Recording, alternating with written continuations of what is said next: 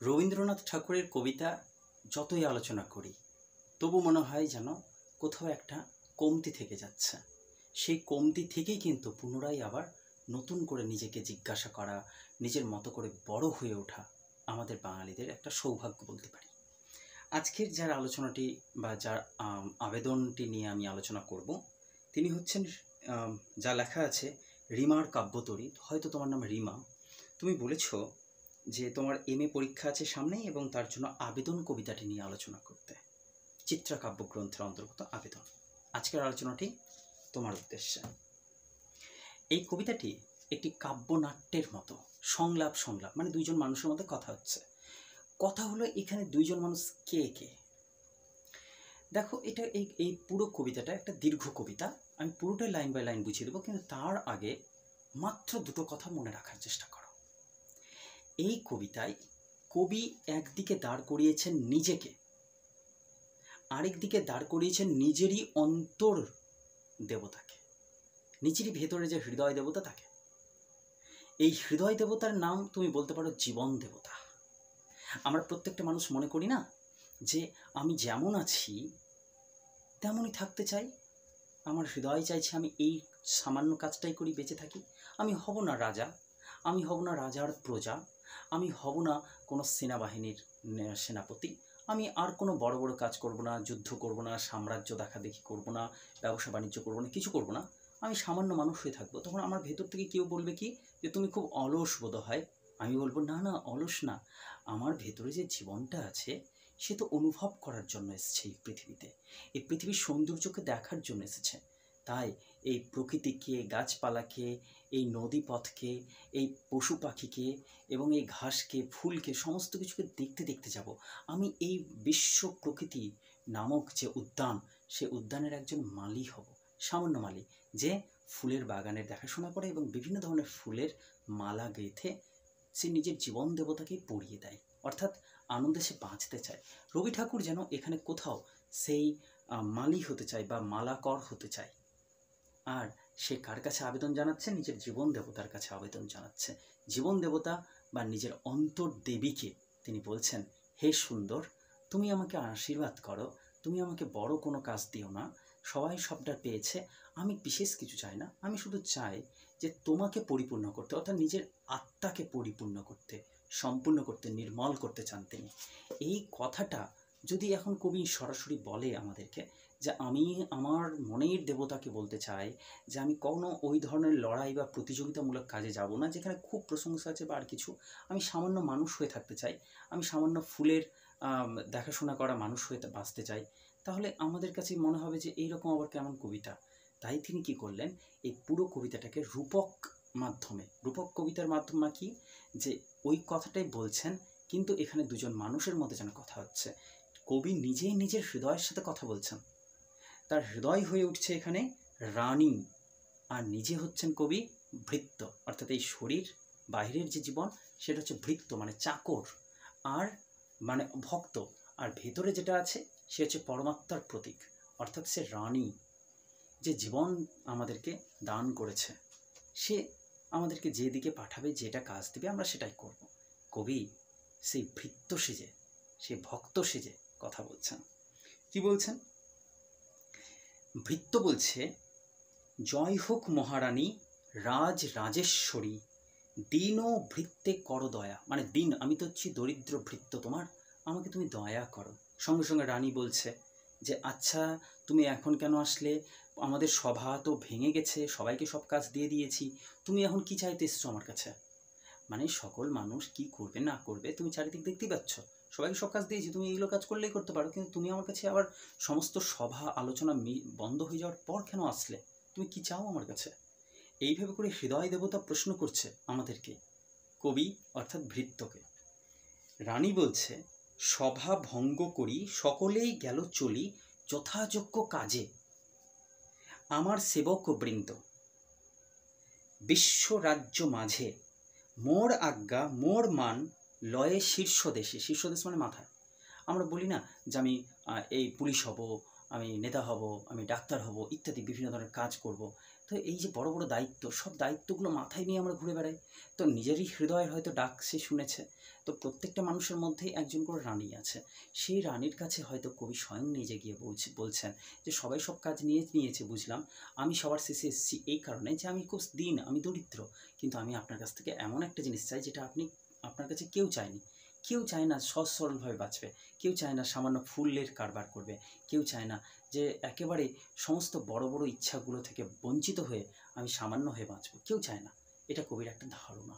কবি বলছেন যে, কবিকে বলছেন রানী, সভা ভঙ্গ করি সকলেই গেল চলি যথাযোগ্য কাজে, আমার সেবক বৃন্দ বিশ্বরাজ্য মাঝে, মোর আজ্ঞা মোর মান লয়ে শীর্ষ দেশে, জয় শঙ্খ সগর্বে বাজায়। মানে গর্বে অহংকারে আমারই কথা, আমারই মান মর্যাদা নিয়ে তারা দৌড়ে বেড়াচ্ছে গোটা বিশ্ব রাজ্যের মাঝে। সভা শেষে তুমি এলে নিশান্তের, নিশান্ত মানে নিশা মানে রাত্রি, রাত্রির একদম শেষে, শশাঙ্ক সমান, শশাঙ্ক মানে হচ্ছে, শশাঙ্ক কথার অর্থ হচ্ছে চাঁদ। তো শশাঙ্কের মতোই তুমি আসলে, চাঁদের মতোই আসলে, শেষ রাত্রিতে এসে যেন একেবারে তুমি দেখা দিচ্ছ। ভক্ত ভৃত্য মোর কি প্রার্থনা, তো তুমি আমার ভক্ত, আমার ভৃত্য, তো তোমার কি প্রার্থনা বলো। এবার কবি কি বলছেন, কবি বলছেন, মোর স্থান সর্বশেষে, আমি তব সর্বাধম দাস মহত্তমে। হে মহত্তমা, হে হৃদয়ের দেবী, আমি আপনার সবচেয়ে পিছিয়ে পড়া সর্ব অধম, সবচেয়ে নিচু মানের একটা দাস, সামান্য মানুষ। একে একে পরিতৃপ্ত আশ সবাই আনন্দে যবে ঘরে ফিরে যায়, মানে সবাই যখন আনন্দ করে নিজের নিজের আশ মিটিয়ে নিজের ঘরে ফিরে যাচ্ছে, সেই ক্ষণে আমি আসি নির্জন সভায়, নির্জনে যেখানে কোনো মানুষ নাই সেই সভাতে আমি আসলাম। আমি অন্তরালে এসে নিজের হৃদয়কে জিজ্ঞাসা করছি, আমি কি চাই, আমি কি জন্য এসেছি পৃথিবীতে। কবি এটা প্রশ্ন করছেন নিজেকে। তো বলছেন যে, একাকী আসি না তব চরণ তলের প্রান্তে বসি, ভিক্ষা মাগি শুধু সকলের সর্ব অবশেষটুকু। সবাই যা নিয়ে নিয়েছে, তারপরে যা অবশেষ আছে আমি সেটুকুই প্রার্থনা বা ভিক্ষা করার জন্য এসেছি, আমি বেশি কিছু চাই না। সঙ্গে সঙ্গে রানী বলছে, ওরে অবোধ ভিক্ষুক, আরে তুমি তো কিছু বুঝো না হে ভিক্ষুক, তুমি অসময়ে কি তোরে মিলিবে, মানে এই সময়ে এসে তুমি কি চাইছো, তোমায় কি দিব আমি, সবাই তো সবটা নিয়ে নিয়েছে, সম্মানজনক কাজগুলো তুমি কি নিবে। ভৃত্য বলছে হাসি মুখে, হাসি মুখ দেখে চলে যাব। সে নিজে হাসছে এবং বলছে, হে রানী, আমি শুধু হাসি মুখ দেখে চলে যাব, মানে বিশ্বে এসেছি আমি হাসতে হাসতে, এবং হাসতে হাসতে আমি চলে যাব, আমি এই আনন্দময় জীবনকে দেখে যাব, আর কি চাই। আছে দেবী আরও আছে নানা কর্ম নানা পদ, পদ মানে মানে অধিকার, কাজের দায়িত্ব, নানা কর্ম নানা পদ নিল তোর কাছে নানা জনে, সবাই এসে সব রকম কাজ নিল, তাই তো। এক কর্ম কেহ চাহে নাই, একটা কাজ আছে যেটা কেউ চায়নি। ভৃত্য পরে, পরে মানে এখানে উপরে, আমার উপরে, ভৃত্য পরে দয়া করে দেহ মরে তাই, আমাকে ভৃত্য মনে করে আমার উপর দয়া করে তুমি এইটা আমাকে দাও যেটা সবাই কেউ চায়নি। কি সেটা, আমি তব, তব মানে এখানে তোমার, আমি তোমার মালঞ্চের হব মালাকার, মালঞ্চ মানে হচ্ছে ফুলের বাগান। হে অন্তরাত্মা, হে ঈশ্বর, আমি তোমার তৈরি করা এই বিশ্ব সাম্রাজ্যের মাঝে, এই বিশ্ব নামক সুন্দর উদ্যান বা ফুলের বাগানের মাঝে আমি সামান্য ফুলের দাস হয়ে থাকব, ফুল সঞ্চয় করব, ফুলের যত্ন নেব এবং সৌন্দর্যের যত্ন নেব, চারিদিক সুন্দরে আরও পরিপূর্ণ করে দেবো। আমি নষ্ট করব না, যুদ্ধ করব না, লড়াই করব না, আমি শুধু তোমার এই সৌন্দর্য পরিপূর্ণ পৃথিবীকে আরেকটু সুন্দর করে দেওয়ার জন্য সব কিছু যত্ন করব। আমি হব মালাকার। মালাকার কাকে বলে, ফুলের মালা গাঁথেন যিনি, বা এক কথায় মালি বলতে পারি আমরা। আর মালঞ্চ মানে ফুলের বাগান বা ফুলের উদ্যান। সঙ্গে সঙ্গে রানী বলছে, হ্যাঁ তুমি মালাকর হবা, তো কত মানুষ কত কিছু হতে চেয়েছে, তুমি মালাকর হবা। ভৃত্য বলছে, ক্ষুদ্র মালাকার, হ্যাঁ আমি সামান্য মালাকর হব। অবসর লব সব কাজে, আমি অন্য বড় বড় সব ভয়ঙ্কর কাজগুলো থেকে অবসর নিব, আমি করবো না সেগুলো কাজ। যুদ্ধ অস্ত্র ধনু স্বর ফেলিনু ভূতলে, আমি যুদ্ধ করব না, অস্ত্র ফেলে দেব, ধনুক স্বর মানে তীর সব ফেলে দেব ভূতলে, ভূমিতে। এ উষ্ণিস রাজসাজ রাখিনু চরণে তব, আমি তোমার শ্রীচরণে হে ঈশ্বর আমি রাখছি আমার সমস্ত উষ্ণতার যে সাজ সরঞ্জাম। যত উচ্চ কাজ সব ফিরে লও দেবী, তুমি সব ফিরিয়ে নাও দেবী, আমার যত বড় বড় কাজ। তব দূত করি মোরে আর পাঠায়ও না, তোমার দূত মানে তোমার সেবক বানিয়ে আমাকে আর পাঠিও না বড় কোনো কাজে। তব স্বর্ণতরী দেশে দেশান্তরে লয়ে, তোমার সোনার তরী সোনার কাজগুলো করবে সোনার সন্তানেরা। আমি সামান্য মানুষ হয়ে থাকতে চাই, তোমার সেবা করতে চাই। ঠিক আছে, জয় ধয়া ধ্বজা তব দিক দিগন্তে করিয়া প্রচার, নব নব দিগ্বিজয়ে পাঠায় না মোরে। বলছি নতুন নতুন দিক বিজয় করবে যারা, তারা তো গেছে, আমাকে আর নতুন করে এইসব কাজে পাঠিও না, আমি পারবো না এগুলো করতে। পরপারে তব রাজ্য, বলছে কিন্তু এটার পরে যে আরেকটা জীবন পরপার পরকাল, সেইখানে কিন্তু তোমার একটা বিশাল জায়গা আছে। কর্ম যশ ধন জন ভারে অসীম বিস্তৃতি। তো সেই জায়গাতে কর্ম ধর্ম সব যশ, যে যেমন কাজ করছে সেই অনুযায়ী সেই জায়গা পাবে সেখানে। কত নগর নগরী, কত লোকালয়, বন্দরেতে কত তরী, বিপণীতে কত পণ্য, কত কিছু আছে পৃথিবীর বুকে। কত নৌকা আছে বন্দরে আটকানো, কত লোকালয়, কত জায়গা আছে মানুষেরা থাকে সেখানে। আবার সেখানে কত বিপণীতে পণ্য, বিপণী মানে বিক্রির কত দ্রব্য পণ্যগুলো আছে। ওই দেখো দূরে মন্দির শিখরে আর কত হর্মচূড়ে, মন্দির শিখর দেখা যাচ্ছে কত দূরে, আরেকটা হর্মচূড়। হর্ম মানে কথাটা হচ্ছে সুদৃশ্য প্রাসাদ, চূড় মানে হচ্ছে উঁচু শৃঙ্গ অংশটা, উঁচু মানে যেমন মন্দিরের প্রাসাদের উপরের অংশটা থাকে একেবারে তির্যক করে থাকে একেবারে, সেই সরু জায়গাটা দেখছেন। এবং বলছেন দিগন্তেরে করিছে দংশন, মনে হচ্ছে আকাশে কোথাও দংশন করছে, ছোবল দিচ্ছে। তো কলোচ্ছ্বাস শুষিয়া উঠেছে শূন্যে করিবারে গ্রাস, নক্ষত্রের নিত্য নীরবতা, মনে হচ্ছে যেন নক্ষত্রের সাথে মাথা মিলাতে চাই। তো এত বড় বড় প্রাসাদ আমার জন্য নয়, আমি এগুলোতে কাজের উপযুক্ত নয়, আমি সামান্য মানুষ হয়ে থাকতে চাই। তিনি বলছেন বহু ভৃত্য আছে হোথা, বহু সৈন্য তব, অনেক তোমার চাকরেরা সেবকেরা ভৃত্যরা সেখানে আছে, বহু সৈন্য তব, তোমার অনেক সৈন্যরাও সেখানে আছে। জাগে নিত্য কতই প্রহরী, সেখানে কত প্রহরী আছে তোমার হয়ে কাজ করছে। এ পারে নির্জন তীরে, কিন্তু এদিকে কেউ নাই। অর্থাৎ সেই যে নগর সভ্যতার একটা গ্রাম্য সভ্যতার একটা দ্বন্দ্ব আমরা ছোটবেলা থেকে দেখে আসছি, আমাদের সাধারণ জীবনও দেখতে পাচ্ছি। নগর জীবন আর গ্রাম্য জীবনের মধ্যে, নগর জীবনে সেই উল্লাস আছে, সেই ভয়ঙ্কর চিৎকার আছে, সেই একটা প্রতিযোগিতা আছে। কিন্তু গ্রাম্য সংস্কৃতি কিন্তু অনেক নির্ভেজাল, একেবারে বলা যেতে পারে যে কর্মচঞ্চলতা নেই, অথচ জীবনের চঞ্চলতা রয়েছে। তো সেই জায়গাটাকে তিনি বলছেন এপারে নির্জন তীরে একাকী উঠেছে ঊর্ধ্বে উচ্চ গিরিশিরে, গিরিশির মানে পর্বতের চূড়া, রঞ্জিত মেঘের মাঝে তুষার ধবল, অর্থাৎ প্রাকৃতিক সৌন্দর্যে পরিপূর্ণ যে আমাদের হিমালয়, সেইটার তুলনা করছেন তিনি, যে সেই গিরিশিরে রঞ্জিত মেঘের মাঝে তুষার ধবল, তুষার মানে তো বরফ আর ধবল মানে সাদা, তোমার প্রাসাদ সৌধ, তোমার এই ভয়ঙ্কর বলে ভুল হবে, তোমার এই ভীষণ সুন্দর প্রাসাদটা তৈরি হয়ে আছে প্রকৃতির মাঝে। অনিন্দ নির্মল, অনিন্দ কথা হচ্ছে নিখুঁত, মানে কোথাও কোনো খাদ নেই, নিখুঁত নির্মল সুন্দর চন্দ্রকান্ত মণিময়, যেন চাঁদের মতো একেবারে শুভ্র শান্ত মেজাজের সেই প্রাকৃতিক উচ্ছ্বাস তোমার মধ্যে রয়েছে।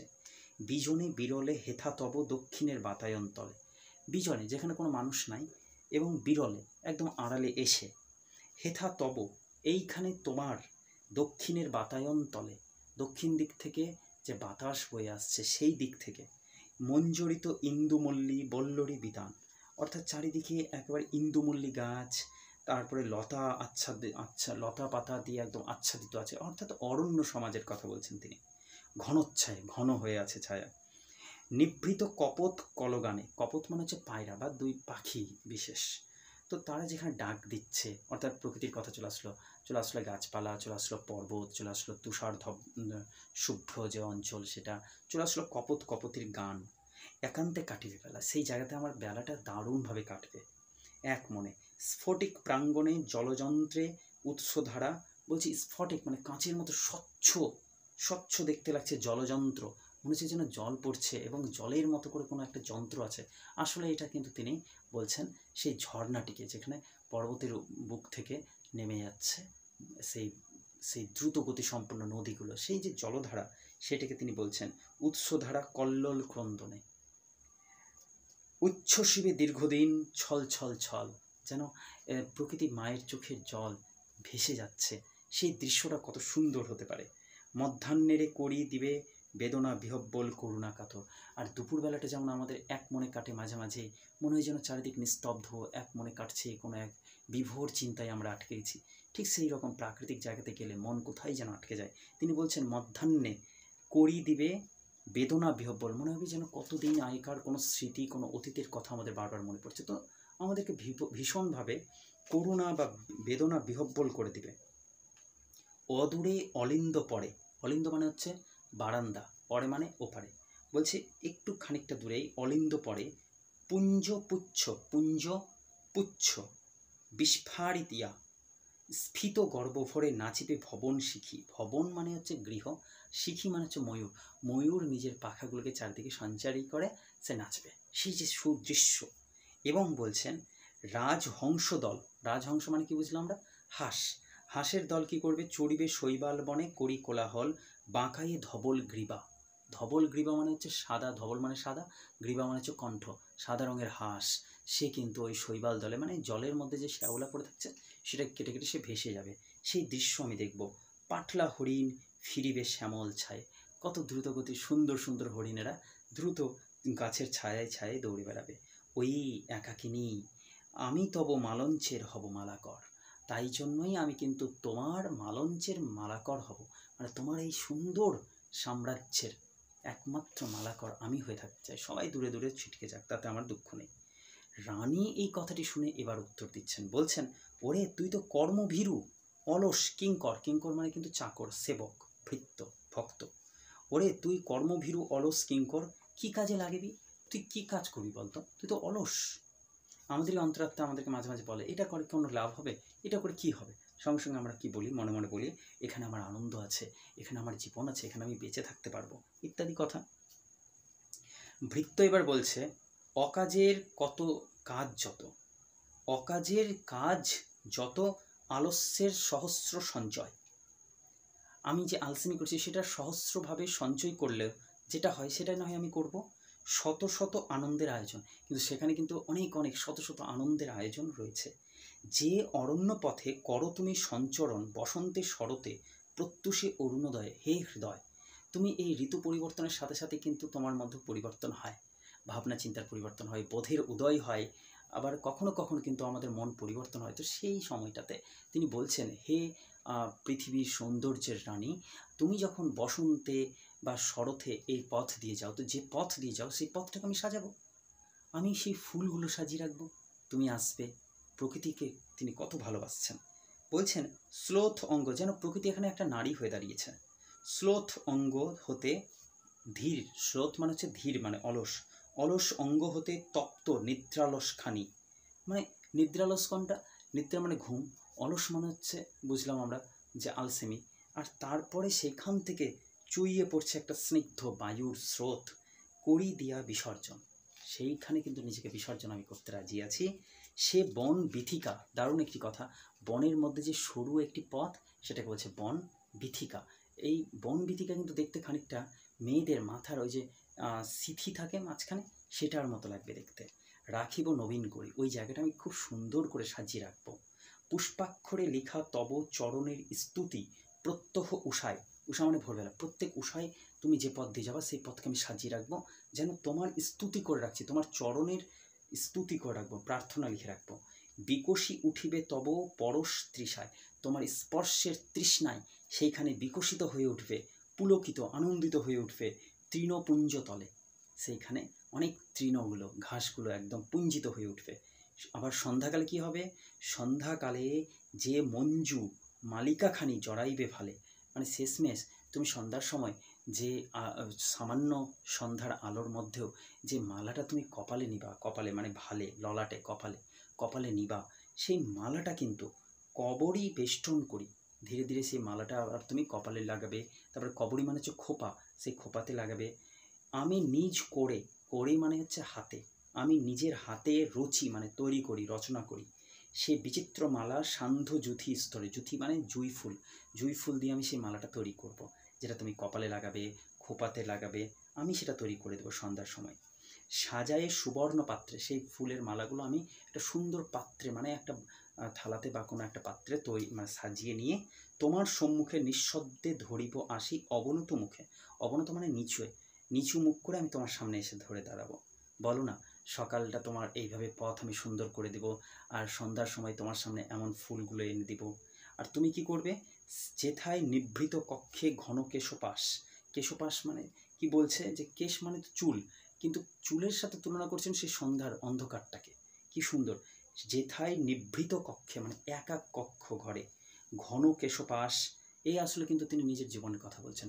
মাঝে মাঝে আমাদের মনে হয় না যে সারা জীবন তো এই প্রতিযোগিতা করছি, কোথায় আমরা ভালো আছি? মাঝে মাঝে মন খারাপ হয়, তখনই কিন্তু একটা নিভৃত একটা অন্তরাল হয় নিজের সাথে কথা বলার।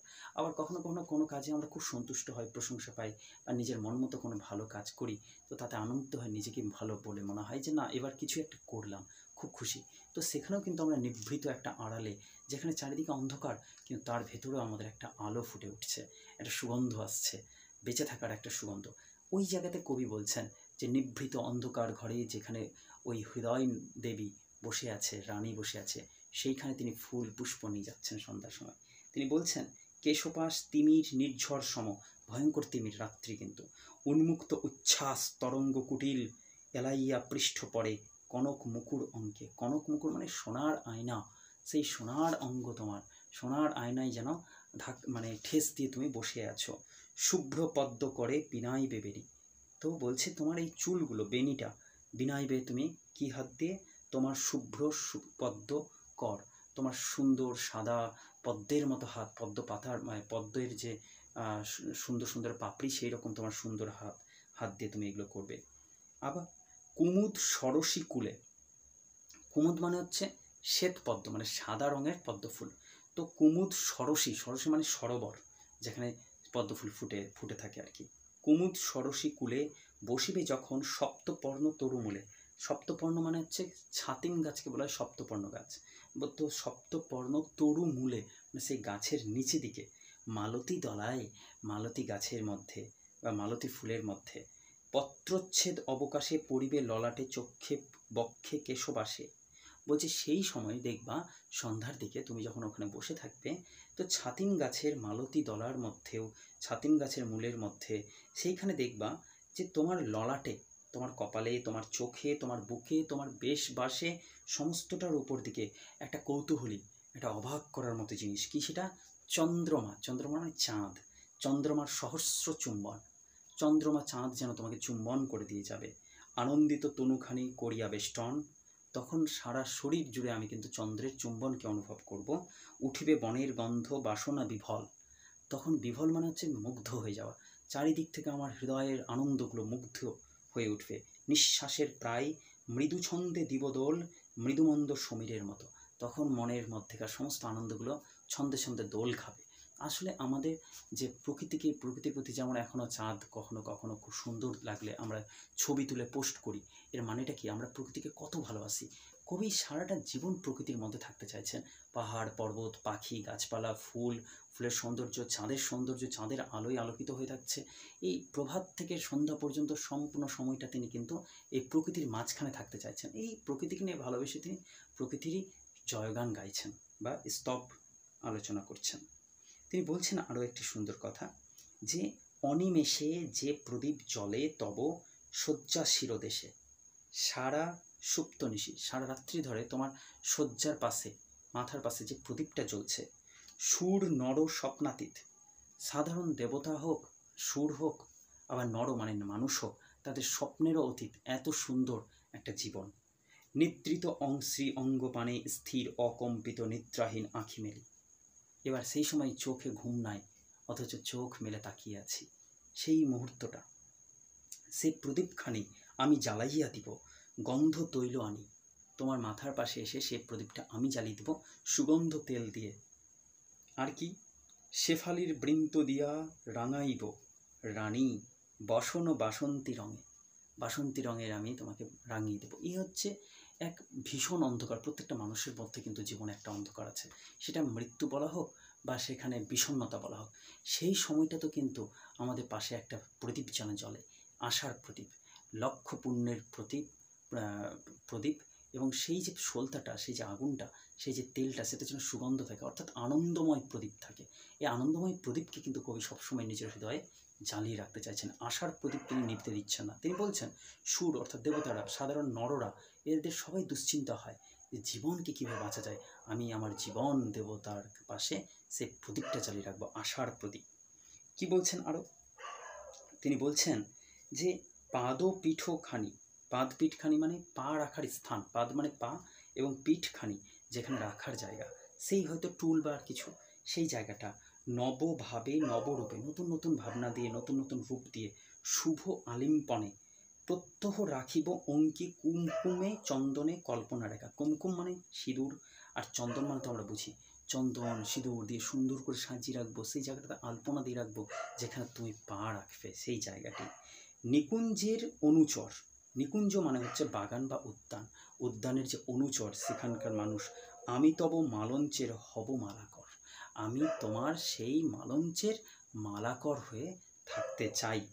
রানী বলছে কি লইবে পুরস্কার? ঠিক আছে, রানী এবার জিজ্ঞাসা করছে তুমি যে এগুলো করবে কাজ, তা তুমি পুরস্কার কী নেবে?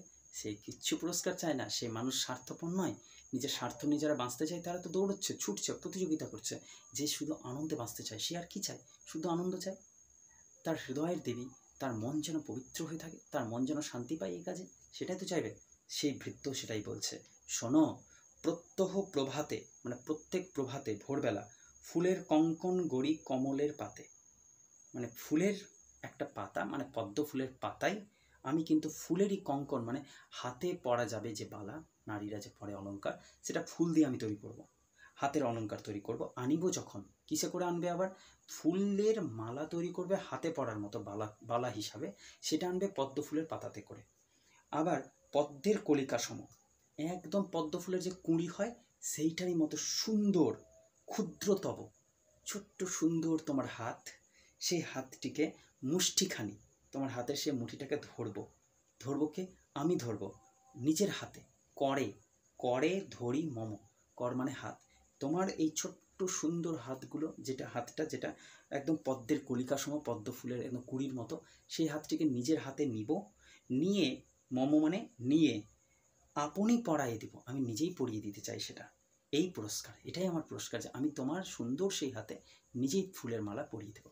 অর্থাৎ নিজের জীবনের আনন্দময় দিনগুলোকে আমি নিজেই যেন অনুভব করতে পারি, আমি যেন উদযাপন করতে পারি। আবার কি বলছে? অশোকের কিশলয়ে গাঁথি দিব হার, হার মানে হচ্ছে নতুন যে অলঙ্কার, কিশলয় মানে হচ্ছে নতুন পাতা। বলছে অশোক, অশোক গাছের যে নতুন নতুন পাতাগুলো হয়, কচি কচি পাতা, সেই সব পাতা দিয়ে আমি একটা হার তৈরি করব সন্ধ্যাবেলা। তার প্রভাতের সময় কি করলো? হাতের কঙ্কন তৈরি করলো ফুল দিয়ে, সেটা ফুলের পদ্ম ফুলের পাতাতে করে নিয়ে এসে নিজেই কিন্তু সেই জীবন দেবতার দেব বা দেবীর হাতে কিন্তু পরিয়ে দিতে চায়। আর সন্ধ্যার সময় কি করবে? অশোকের যে কিশলয় পাতা সেটা দিয়েও তৈরি করবে হার। আর অশোকের রক্তকান্তে চিত্রি পদতল, বলছে অশোকের যে লাল রঙের ফুল, সেই লাল ফুল দিয়ে, সেই লাল রং দিয়ে কিন্তু চিত্র অঙ্কন করে দেবে পদতল, পায়ের নিচটা কিন্তু রাঙিয়ে দিবে, সুন্দর করে ফুল দিয়ে সাজিয়ে দিবে।